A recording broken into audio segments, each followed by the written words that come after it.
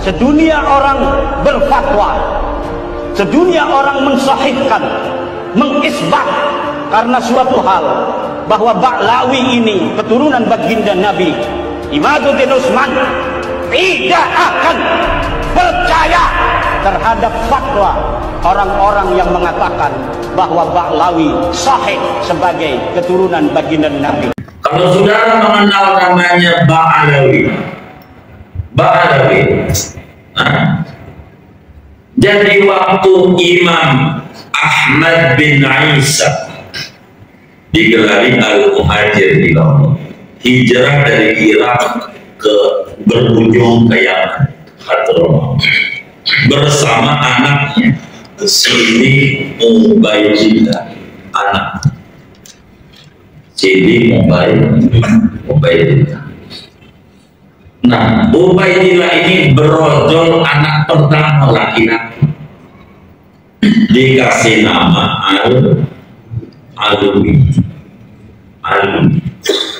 Alwi itu anak cucu daripada Ahmad bin Isa yang mula-mula lahir di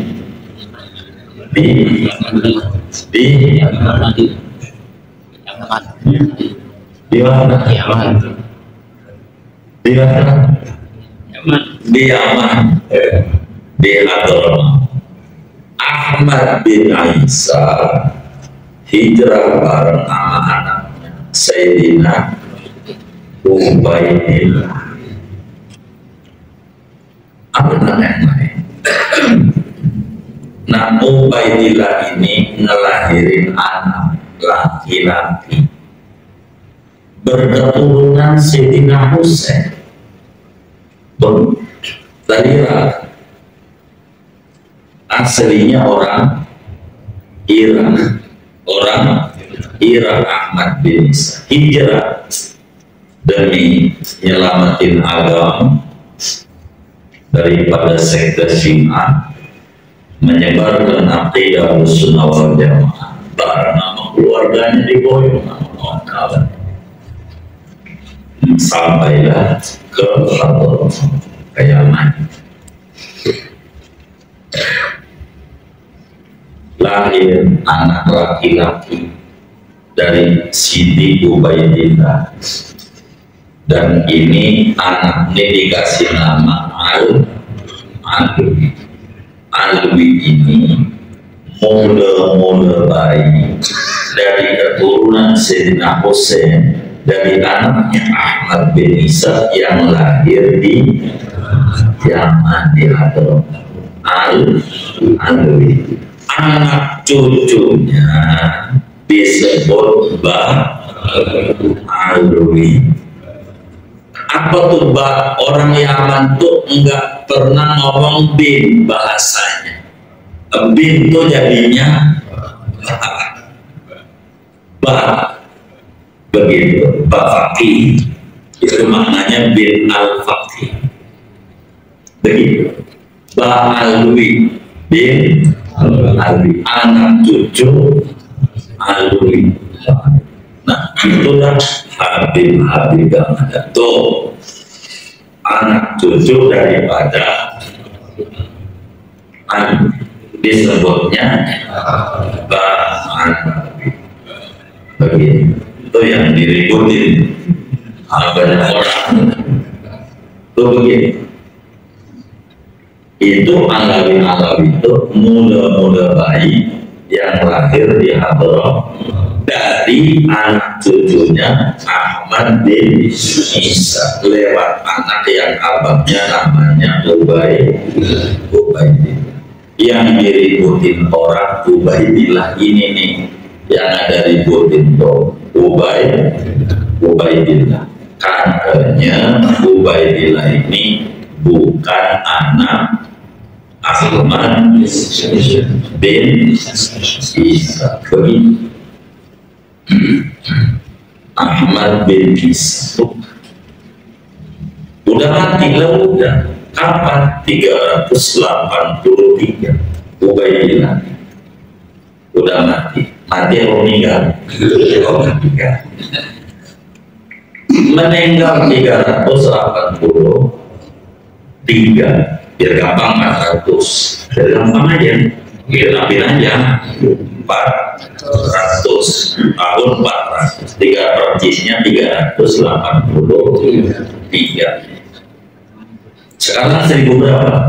1446. Udah ekornya dibuang 1400. Berarti udah wafat berapa tahun?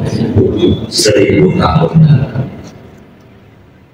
Udah wafat tuh ya 1000 tahun yang lalu. Di Yaman jadi ributin, di dunia mana aja yang ribut.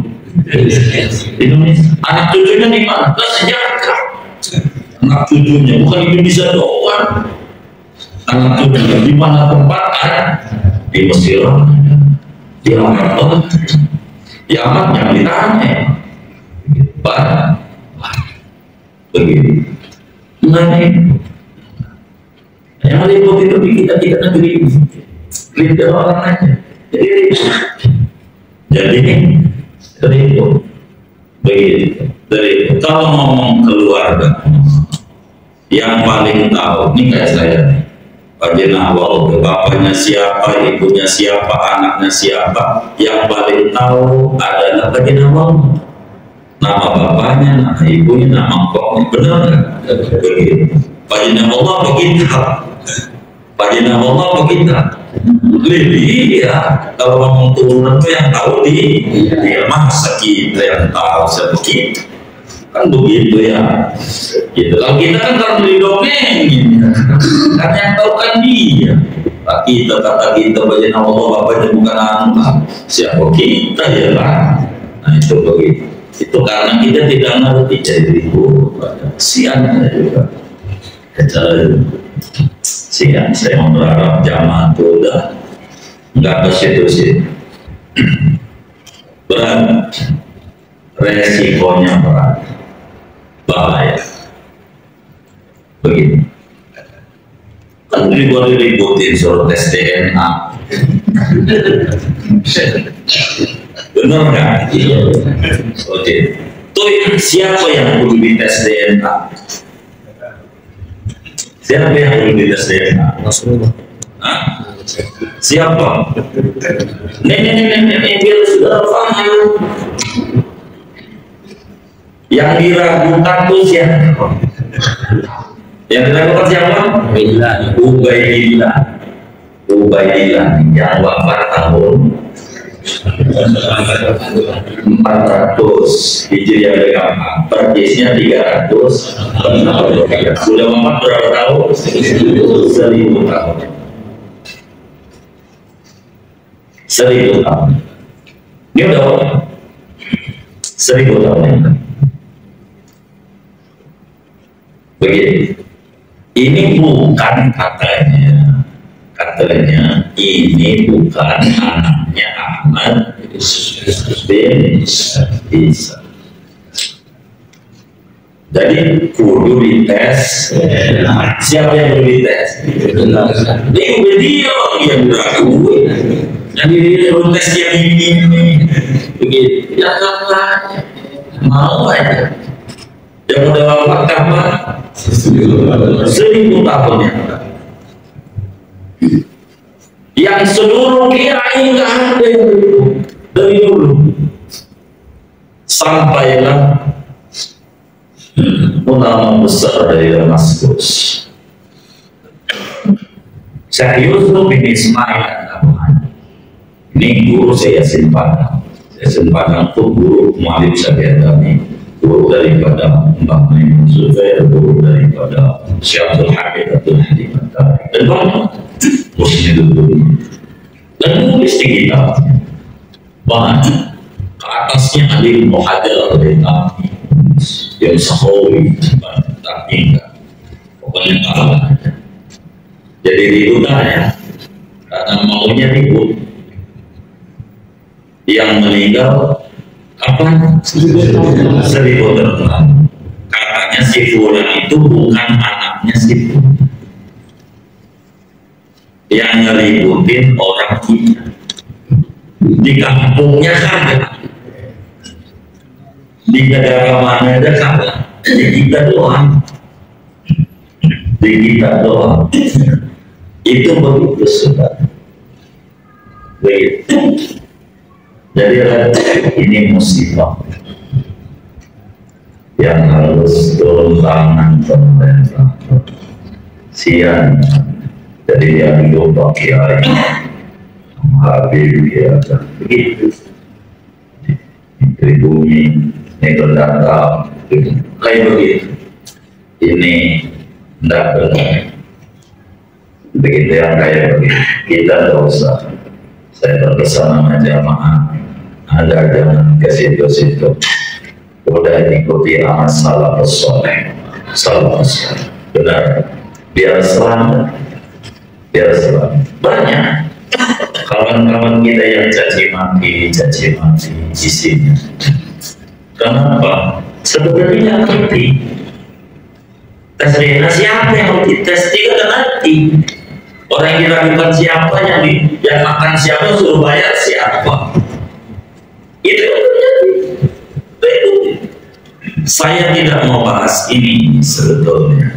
Saya lagi nyeritain sahabat dari kalangan Ansor yang pertama-tama lahir adalah Sayyidina Nuh. Sahabat dari Muhajirin yang pertama-tama lahir adalah Sayyidina Abdullah bin Zubair. Kecil, dari sama saat wafat itu umurnya baru 8 tahun. Masih bocah. Tumbuh besar, alim, kabir, hebat. Yang tahu tentang barang syubhat, yang remeng-remeng ini, yang tahu adalah ulama. Kenapa timbul remeng-remeng? Ada faktor apa menjadi remeng-remeng? 4 kemungkinan. 4 kemungkinan. Termasuk pada berbicara nasab itu yang udah jelas muncul jadi remeng. Kenapa nih jadi remeng-remeng? 4 penyebab remeng-remeng itu. Masalah 1, qillatul ilm, sedikit pengetahuan. Ketika sedikit pengetahuannya udah langsung ini bid'ah. Udah bid'ah ya. Udah bid'ah. Baca Fatihah buat orang mati, emang Nabi baca begitu. Ya Allah, itu Nabi sholat jenazah banyak banget sahabat dibacain Fatihah juga sama Nabi. Kalau sholat jenazah itu takbir pertama isinya apa? Baca apa? Fatihah. Fatihah itu Quran bukan? Quran. Nabi baca Fatihah ini untuk siapa? Untuk itu yang di depannya tuh jenazah tuh hidup apa mati? Yang benar nih? Emang apa mati? Dia emang apa meninggal? Termati lagi jawabnya. Emang apa mati? Nyawanya udah keluar dari badannya. Yang nyawanya keluar dari badannya namanya orang mati. Bahasa Arabnya mayit. Bahasa Arabnya mayit. Mayit itu orang mati. Mati atau meninggal? Meninggal. Inna sholati wa nusuki wa mahyaya wa mamati. Meninggal. Iya betul, serahkan. Bebas.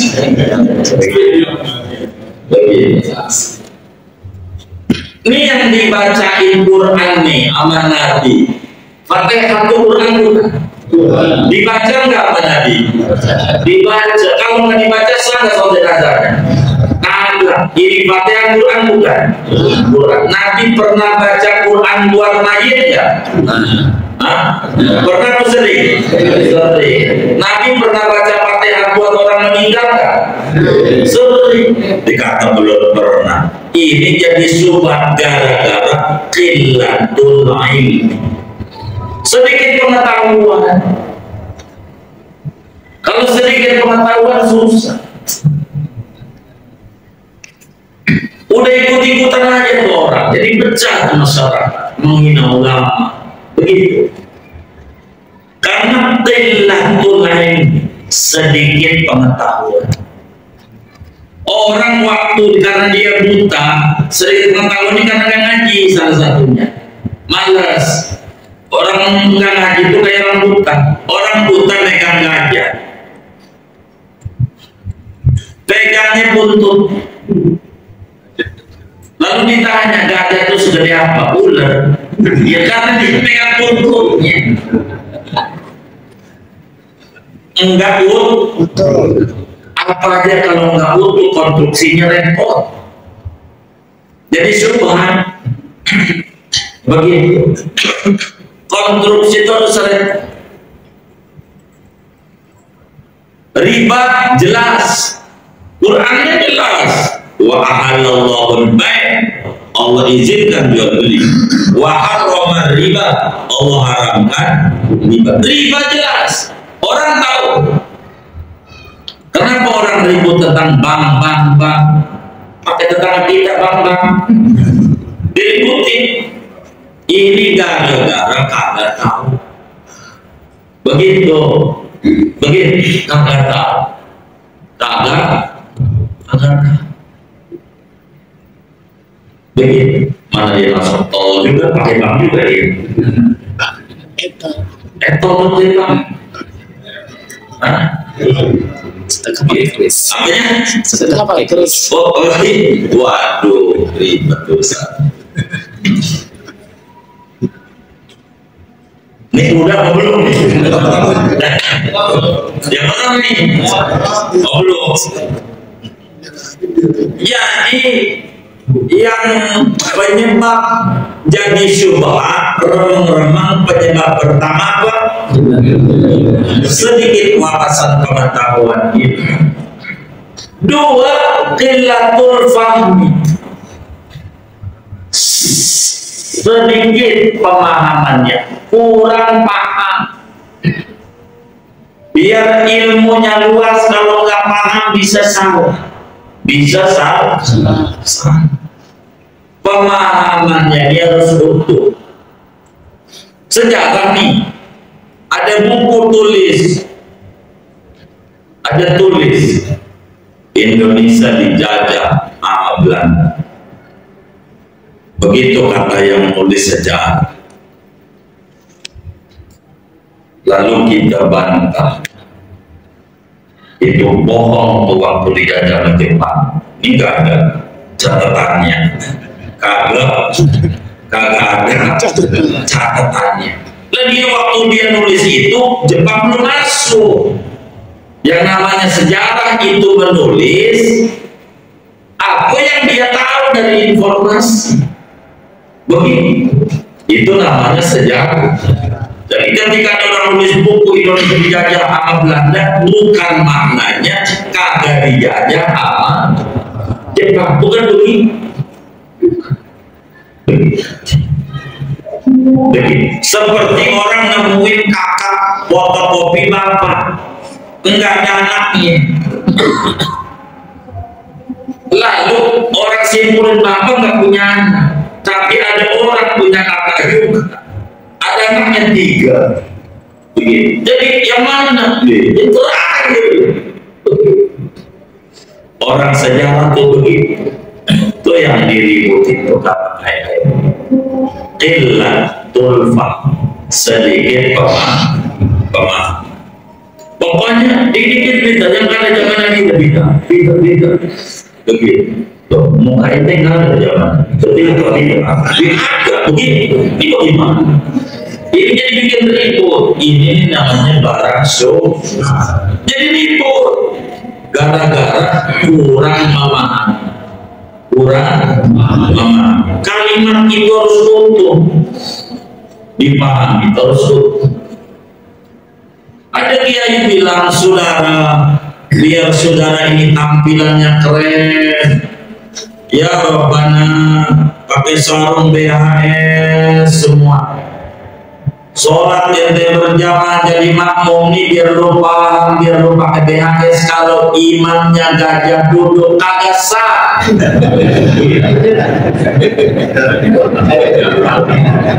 Itu begitu. Dia kata itu kiai ngabu mempromosikan BHS, bukan nerangin hukum. Makmumnya pakai sarung BHS, imamnya gajah duduk kagak. Kenapa? Ya gajah duduk. Jadi pemahaman ini harus utuh. Kalau kagak bakal nyalain orang. Pemahaman itu harus utuh. Jangan sampai salah paham. Namanya gagal paham. Begitu. Seperti ada kiai bilang biar Anda melotok kitabnya, biar Anda paham kitabnya, ngelotok Quran hafal. Kalau masih ngerokok catat haram jadi imam. Bener nggak? Bener nggak? Emang apa? Jadi kalau mengimami diapain? Jadi harus paham. harus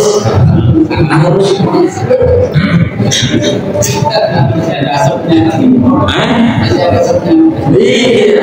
Jadi yang bakal jadi remang-remang itu gara-gara gagal. Maka sering saya ditanya, apa hukum rokok? Ya Rabbal, Anda boleh bongkar di kitab-kitab yang namanya merokok di mata ulama haram. Benar kan?